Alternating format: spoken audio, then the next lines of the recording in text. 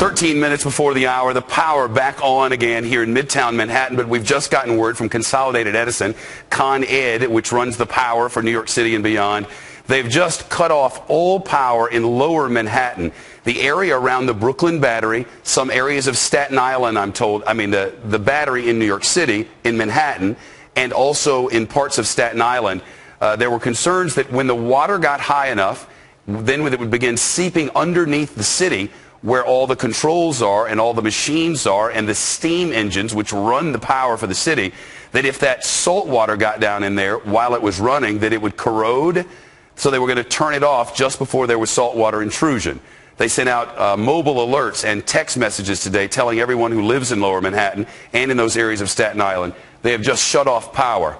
So it is a chilly and windy and rainy night, and now darkened in lower Manhattan. Forecasters have. I also wanted to update you on something else. In New Jersey, the ocean has crossed Route 36 in near New Jersey, just south of us, come many blocks inland.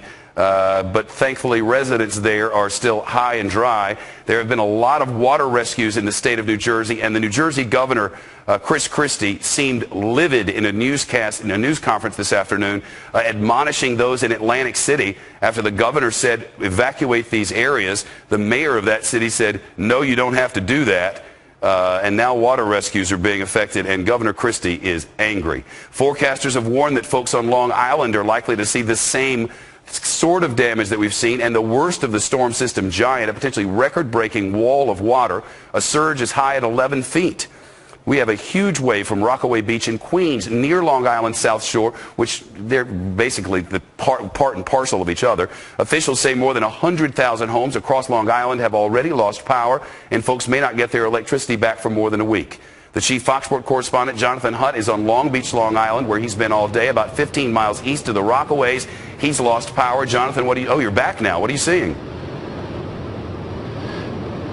Shep, we have actually lost power. The entirety of Long Beach, Long Island is now in darkness. We're running off the small amount of battery power we still have. We're using a BGAN satellite to get out. All other communications, cell phones, landlines, all down right now. Over the last hour, the situation has become far, far worse, and anybody who stayed on this barrier island now has no choice but to wait it out. We, for instance, are now trapped in this hotel. There is something like 6 feet of water on the ground floor. It is rising, the management tells us, to the mezzanine level. We have all been told to stay inside now. The boardwalk itself behind me is beginning to get water overtopping it even now. Out onto the streets right across Long Island, Long Beach, Long Island, it appears that there is major flooding. This is going to be a desperate situation through the night here. Nobody has any power.